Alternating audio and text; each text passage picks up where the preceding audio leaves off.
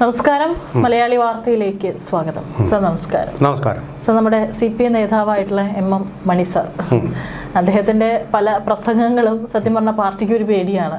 അദ്ദേഹം എന്ത് പറയും, എങ്ങനെ പറയും, എവിടെ പറയും എന്നുള്ളത് ആർക്കും പ്രവചിക്കാൻ പറ്റാത്ത ഒരു കാര്യമാണ്. അദ്ദേഹത്തിന്റെ ഒരുപാട് പ്രസംഗങ്ങളുണ്ട്, പലപ്പോഴും വലിയ വിവാദമാകുന്ന, വലിയ രാഷ്ട്രീയ കോളിളക്കം ഉണ്ടാക്കിയിട്ടുള്ള പല അദ്ദേഹത്തിന്റെ പ്രസംഗങ്ങളും പ്രസ്താവനകളും ഉണ്ട്.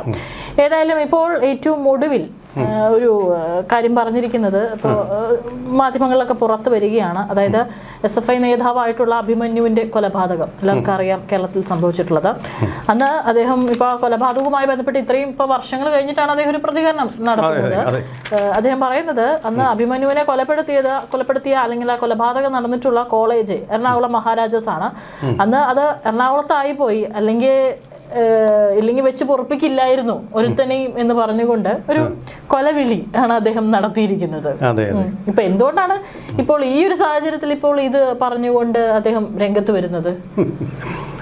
വട്ടവടയിൽ, അതിൽ വട്ടം എന്നുള്ളൊരു വാക്കും കൂടെ ഉണ്ടെന്ന് തോന്നുന്നല്ലേ, അത് തന്നെ ആണ് പറയേണ്ടി വരുന്നത്. കാരണം എന്താണെന്ന് വെച്ചാൽ വട്ടവടയിൽ അദ്ദേഹത്തിൻ്റെ സ്വന്തം തട്ടകമാണല്ലോ.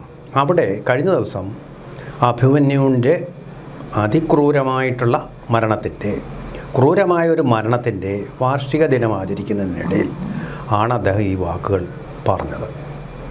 വളരെ കൃത്രിമമായിട്ട് തോന്നിപ്പോയി. കാരണം പാർട്ടിയെ എതിർക്കുന്ന സഹാക്കളെ 1, 2, 3 എന്ന് പറഞ്ഞ് വെട്ടിക്കളയുമെന്നുള്ള ആംഗ്യ ഭാഷയിലും അതുപോലെ തന്നെ സംസാര ഭാഷയിലും പറഞ്ഞ ഒരു പാർട്ടി നേതാവാണ്. പാർട്ടിയിൽ നിന്ന് ഇപ്പോഴും പുറന്തള്ളപ്പെടാതെ ഉതളങ്ങിയ പോലെ ഒഴുകി നടക്കുന്ന ഒരു നേതാവ്. ഉതളങ്ങിയ പോലെ എന്ന് പറയാൻ കാര്യം, അദ്ദേഹം അതിശക്തനായിട്ട് തന്നെ ഇടുക്കിയിൽ തുടരുകയാണ്. ഇടുക്കിയിൽ CPIക്കെതിരെ വരെ അദ്ദേഹം പറഞ്ഞ കാര്യങ്ങൾ, CPIയുടെ റവന്യൂ മന്ത്രി ഇങ്ങോട്ടെങ്ങാനും വന്നു കഴിഞ്ഞാൽ തട്ടിക്കളയുമെന്ന് വരെ പറഞ്ഞു. എന്നിട്ടും വളരെ മാന്യനായിട്ടുള്ള ഒരു വിദ്യാർത്ഥി രാഷ്ട്രീയ പ്രവർത്തകനായിട്ടുള്ള അഭിമന്യു എന്ന് പറഞ്ഞാൽ സ്വഭാവ ഗുണങ്ങളുടെ ഒരു വിളനിലമായിരുന്നു എന്ന് ശത്രുക്കൾ പോലും, KSUക്കാർ പോലും സമ്മതിക്കുന്ന രീതിയിലുള്ള വ്യക്തിത്വം അതുപോലെ ബന്ധങ്ങളുമുള്ള അഭിമന്യു, ഒരു തെറ്റും ആരോടും ചെയ്യാത്ത, സാധാരണ പെൺകുട്ടികൾക്കെതിരെ മോശമായി പെരുമാറുക അങ്ങനെയൊന്നും ചെയ്യാത്ത ഒരു സഹോദരനെ പോലെ പെരുമാറിയിരുന്ന ആ അഭിമന്യു എന്ന് പറയുന്ന ആളിനെ PFൻ്റെ സഹായത്തോടു കൂടി ക്യാമ്പസിനകത്ത് കയറി ക്യാമ്പസ് ഫ്രണ്ട് എന്ന് പറയുന്ന സംഘടനയുടെ നേതൃത്വത്തിൽ പട്ടിയെ കൊല്ലുന്നത് പോലെ, പയപ്പട്ടിയെ കൊല്ലുന്നത് പോലെ കൊന്നു മഹാരാജാസ് കോളേജിൻ്റെ ആ പ്രതാപം, ഐശ്വര്യം ഇതിനെയെല്ലാം ഇല്ലാതാക്കിയ ആ നിഷ്ഠുരന്മാരെ ആരെയും അറസ്റ്റ് ചെയ്തിട്ടില്ല, ശരിയായ രീതിയിൽ ആ കേസ് നടന്നിട്ടില്ല എന്നൊക്കെ പാർട്ടി നടത്തിക്കൊണ്ടിരിക്കെ ഇങ്ങേരെ ഈ വീമ്പ് അവിടെ വട്ടവടയിൽ നിന്ന് അടിച്ചിട്ട് എന്താ കാര്യം? അവർ രക്ഷപ്പെട്ടില്ലേ? നിങ്ങളുടെ പാർട്ടിയിൽ ചേക്കേറിയിട്ടില്ലേ? അവരുടെ വോട്ട് നിങ്ങൾ നേടിയിട്ടില്ലേ? നിങ്ങളല്ലെങ്കിൽ കോൺഗ്രസ് നേടിക്കൊണ്ടിരിക്കുന്നു, അതിനെ നിങ്ങൾ വളർത്തിക്കൊണ്ടിരിക്കുന്നു, നട്ടു നനച്ച് വളമിട്ട് വളർത്തിക്കൊണ്ടിരിക്കുന്നു അല്ലേ കേരളത്തിൻ്റെ ഏറ്റവും വലിയ ശാപം. ഇനിയുമുണ്ട് അവർ പതുങ്ങിയിരിക്കുന്നുണ്ട്. അവസരം കിട്ടുമ്പോൾ കൈവെട്ടും തലവെട്ടും കൊല്ലും. അത് മിടുക്കായിട്ടും വീരസ്യമായിട്ടും പറഞ്ഞുകൊണ്ട് ധർമ്മമായിട്ട് പറഞ്ഞുകൊണ്ടിരിക്കുന്നുണ്ട്. ഒരു ചെറുവിരൽ MM മണി താങ്കൾ അനക്കിയിട്ടുണ്ടോ? താങ്കൾ മന്ത്രിയായിരുന്ന കാലത്ത് ദേശാഭിമാനി മുഴുവൻ വായിക്കുന്ന ആളാണ് ഞാൻ. ഒരൊറ്റ പ്രസ്താവന അവർക്കെതിരെ താങ്കൾ നടത്തിയിട്ടുണ്ടോ ഇന്നുവരെ? ഒരൊറ്റ പ്രസംഗത്തിൽ താങ്കൾ പ്രാദേശിക ലോക്കൽ കമ്മിറ്റി യോഗത്തിൽ പ്രസംഗിച്ചാലും ദേശാഭിമാനി ഇടുമല്ലോ, ഇന്ന് വരെ കണ്ടിട്ടില്ലല്ലോ. എന്തേ ഇപ്പോൾ അവിടെ അഭിമന്യുവിനെ സ്നേഹിക്കുന്ന അദ്ദേഹത്തിൻ്റെ ബന്ധുക്കളും കൂടി അടങ്ങിയ ഒരു സദസ്സിനെ സുഖിപ്പിക്കാൻ വേണ്ടി പറഞ്ഞതല്ലേ അത്? ആത്മാർത്ഥതയില്ലാത്ത വാക്യങ്ങളല്ലേ? ആത്മാർത്ഥത ഉണ്ടെങ്കിൽ CPM വിചാരിച്ചാൽ ഈ ഭീകരവാദികളെ എവിടെ ഇല്ലാതാക്കാൻ പറ്റും? CPMന് മാത്രമേ അത് കഴിയൂ.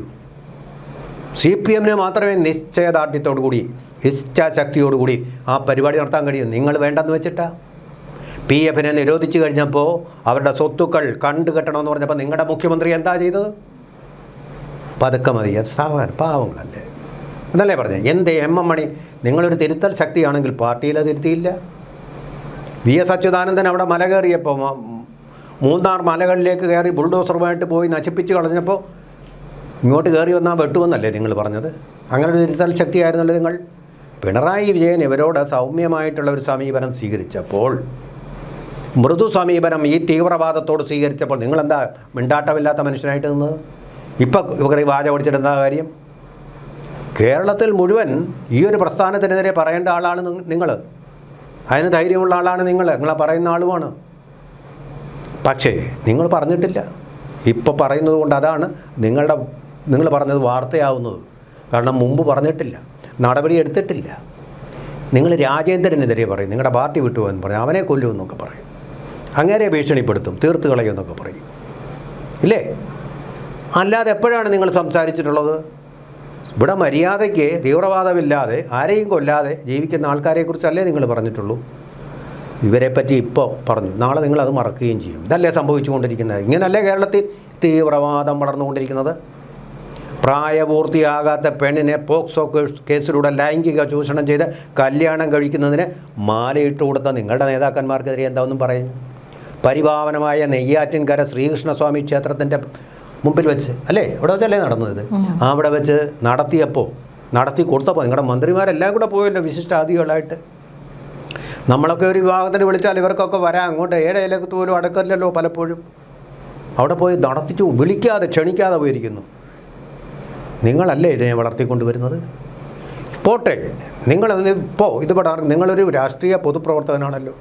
ഓമല്ലൂരിൽ നടക്കുന്ന അവിടെ ദിവ്യ ശാന്തി ശുശ്രൂഷ ചികിത്സ എന്നൊക്കെ പറഞ്ഞ് നടത്തുന്ന അന്ധവിശ്വാസത്തിനെതിരെ, അവിടെ പെൺകുട്ടികളായിട്ട് പീഡിപ്പിക്കുന്നതിനെതിരെ, അവിടെ അഭയം തേടിപ്പോയ പെൺകുട്ടികളെ പീഡിപ്പിക്കുന്നതിനെതിരെ, അവരെ വൃദ്ധര സദനങ്ങളിലെ ചികിത്സയ്ക്ക് വേണ്ടി അനുവാദമില്ലാതെ നിയോഗിക്കുന്നതിനെപ്പറ്റി, അവിടെ നടക്കുന്ന തോന്നിയവാസങ്ങളെപ്പറ്റി ചുരുക്കി പറഞ്ഞാൽ നിങ്ങൾക്കൊരു വാക്ക് പോലും മിണ്ടാനില്ലല്ലോ. ഒരു വാക്ക് പോലും നിങ്ങൾ പറയാനില്ല. വിദേശത്തു നിന്ന് കൊണ്ടുവരുന്ന ഫണ്ട് ഉപയോഗിച്ചുകൊണ്ട് മതം മാറ്റം നടത്തുന്ന പരിപാടികൾ, കേരളത്തിൻ്റെ സാമൂഹികമായിട്ടുള്ള ആ സന്തുലിതാവസ്ഥ മാത്രമല്ല സമാധാനവും, കേരളമെന്ന് നമ്മൾ അഭിമാനിക്കില്ല, നമ്പർ 1. ഇവിടെ ഇങ്ങനെയൊന്നും നടക്കുകയില്ലെന്ന്. അങ്ങനെ തന്നെയാണ് അവിടെ നടന്നുകൊണ്ടിരിക്കുന്നത്. ഇതുവരെ കുറ്റം ചെയ്യപ്പെട്ടവർ ഇന്നുവരെ അറസ്റ്റ് ചെയ്യപ്പെട്ടില്ല, ഒരു വാക്കും സംസാരിച്ചിട്ടില്ല. അപ്പോൾ അഭിമന്യുവിനെ പറ്റി ഈ പറഞ്ഞത് ശരിയാണെന്നുണ്ടെങ്കിൽ അക്കാര്യത്തിൽ കാര്യക്ഷമമായിട്ടുള്ള അന്വേഷണം നടത്തി വിദേശത്തും സ്വദേശത്തും ഒക്കെ ഉള്ള ആൾക്കാരെ മുഴുവൻ പിടിച്ച് ജയിലിലിട്ട് ശിക്ഷ മാതൃകപരമായിട്ട് കൊടുക്കണം. അല്ലെങ്കിൽ ഈ സംഭവങ്ങൾ ആവർത്തിക്കാതിരിക്കും. എന്നിട്ട് SFI എന്താ ധീരോദാത്തമായിട്ട് നമ്മുടെ ഭരണഘടനാദത്തമായ അവകാശമുള്ള ED ഉദ്യോഗസ്ഥന്മാരെ കാറിലിട്ട് കല്ലിട്ടെറിഞ്ഞും സിമെൻറ്റ് കട്ടയിട്ടെറിഞ്ഞും ഒക്കെ കൊല്ലാൻ വേണ്ടിയല്ലേ ശ്രമിച്ചത്? അന്നേരം വലിയ ധൈര്യമാണ്. ക്യാമ്പസ് ഫണ്ടിനെ പേടിച്ചോടുകയല്ലേ നിങ്ങൾ ചെയ്തത്? അപ്പോൾ ഇവിടെ ഒരു ഇരട്ടത്താപ്പുണ്ട് നിങ്ങൾക്ക്. അഭിമന്യുവിനെ പറ്റി പറഞ്ഞത് സന്തോഷമുണ്ട്, പക്ഷേ അതിൽ ആത്മാർത്ഥത ഉണ്ടോ എന്നുള്ള സംശയമുണ്ട്. അവിടെയാണ് ഈ പ്രശ്നം വരുന്നത്. അങ്ങനെ ഉണ്ടായിരുന്നെങ്കിൽ നിങ്ങളുടെ ശക്തമായിട്ടുള്ള ഭരണാധികാരികൾ ഇവിടെ ഇരുന്ന സമയത്ത് പോലും ശരിക്കുള്ള ശിക്ഷ കൊടുക്കാൻ പറ്റിയിട്ടില്ല. അദ്ദേഹം അതുപോലെ ഈ കൊലയാളികൾ പ്രതിനിധാനം ചെയ്യുന്ന പ്രസ്ഥാനത്തിനെതിരെയും നിങ്ങളൊരു ചുക്കും ചെയ്തിട്ടില്ലെന്നുള്ളതല്ലേ യാഥാർത്ഥ്യം? അല്ലേ അതിൻ്റെ യാഥാർത്ഥ്യം? കൃഷ്ണ എന്ത് പറയുന്നു? ഇതുവരെയായിട്ടും ഇപ്പോൾ ആരും പിന്തുണച്ചൊന്നും വന്നിട്ടില്ല. സാധാരണ എന്തെങ്കിലും പറയുമ്പോൾ അതിനെ മറ്റാരെങ്കിലും ന്യായീകരിച്ചു കൊണ്ടുവരാറുണ്ട്. പക്ഷെ അത് ഇപ്പോൾ അദ്ദേഹം പറഞ്ഞ ഈ പ്രസ്താവനയെ ആരും ന്യായീകരിച്ചു കൊണ്ടോ ഒന്നും വന്നിട്ടില്ല. സപ്പോർട്ട് നിങ്ങൾ ഒറ്റപ്പെട്ടു പാർട്ടിയിൽ. നിങ്ങൾ പറഞ്ഞത് നല്ലത് തന്നെ, ശരി. പക്ഷേ പാർട്ടിയിൽ ഒരൊറ്റ ആളും നിങ്ങളെ സപ്പോർട്ട് ചെയ്യാനില്ലല്ലോ. എന്താ അദ്ദേഹം പറഞ്ഞത്? കൊച്ചി അല്ലെങ്കിൽ ഞാൻ വായിക്കാം സാർ. ഉന്നത വിദ്യാഭ്യാസത്തിന് പോയ അഭിമന്യുവിനെ നിഷ്ഠൂരമായി കൊന്നു. രക്തസാക്ഷികളായവരെ കൊലപ്പെടുത്തിയവരെ നമ്മൾ വെറുതെ വിട്ടിട്ടില്ല. അടിക്കേണ്ടവരെ അടിച്ചിട്ടുണ്ട്, കൈകാര്യം ചെയ്യേണ്ടവരെ കൈകാര്യം ചെയ്തിട്ടുണ്ട്. നിർഭാഗ്യവശാൽ അഭിമന്യു കൊല്ലപ്പെട്ടത് എറണാകുളം മഹാരാജാസിലായി പോയി. അല്ലെങ്കിൽ അവരെ വെച്ച് പൊറുപ്പിക്കുന്ന പ്രശ്നമില്ലായിരുന്നു, അത് ഉറപ്പാ. എന്നാൽ ഇത് നമ്മൾ വിടുന്നില്ല. ഇക്കാര്യം നമ്മുടെ അക്കൗണ്ടിൽ ഇരിക്കട്ടെ, കേസൊക്കെ ഉണ്ടല്ലോ എന്ന്. അതായത് വിടുന്നില്ല, ഇത് നമ്മുടെ അക്കൗണ്ടിൽ ഇരിക്കട്ടെ എന്ന്. അക്കൗണ്ടിലിരിക്കട്ടെ. ഇനി എന്ത് കുന്തം ചെയ്യാൻ? ഇപ്പോൾ VD സതീശൻ്റെ സർക്കാർ നിങ്ങൾക്ക് എന്ത് ചെയ്യാൻ പറ്റും? ഒരു കുന്തവും ചെയ്യാൻ പറ്റും, അടിക്കാമെന്നാണ്. അത് നടക്കാൻ പോകുന്നില്ല. കാരണം എറണാകുളം മുഴുവൻ വളഞ്ഞു കഴിഞ്ഞു. ഒരു കാലത്ത് നിങ്ങളുടെ പാർട്ടിയുടെ മേയർ ഉണ്ടായിരുന്ന സ്ഥലമാണല്ലോ ഇവിടെ. നിങ്ങൾ പോയി കഴിഞ്ഞു ഇവിടുന്ന്. ഇനി എന്ത് ചെയ്യാൻ? അവിടെ മുഴുവൻ പോയി കഴിഞ്ഞു. എറണാകുളത്തിൻ്റെ ഡെമോഗ്രാഫിക് മാപ്പ് എന്ന് പറയുന്നത് കംപ്ലീറ്റ് ചേഞ്ച് കഴിഞ്ഞു. അവരെ വളയം ചെയ്യപ്പെട്ട് കഴിഞ്ഞിരിക്കുന്നു. PFനെ ഒന്നും തൊടാൻ പറ്റാത്ത വിധം അവിടെ വളർന്നു കഴിഞ്ഞിട്ടുണ്ട്. ക്യാമ്പസ് ഫ്രണ്ട് വളർന്നു കഴിഞ്ഞിട്ടുണ്ട്. വിധ്വംസക ശക്തികൾ വളർന്നു കഴിഞ്ഞിട്ടുണ്ട്. മയക്കുമരുന്നിൻ്റെ സ്വാധീനം വളർന്നു കഴിഞ്ഞിട്ടുണ്ട്. ഒരു ക്രിമിനൽ ഡിസ്ട്രിക്റ്റായിട്ട് മാറിയിട്ടുണ്ട് എറണാകുളം. ആ രീതിയിലേക്ക് മാറിയിട്ടുണ്ട് കൊച്ചി എന്ന് പറയുന്നത്. നിങ്ങൾക്കൊന്നും അടുക്കാൻ പറ്റാത്ത വിധം അത് അത്ര വളർന്ന ഭീമാകാര രൂപം പ്രാപിച്ചിരിക്കുന്നു.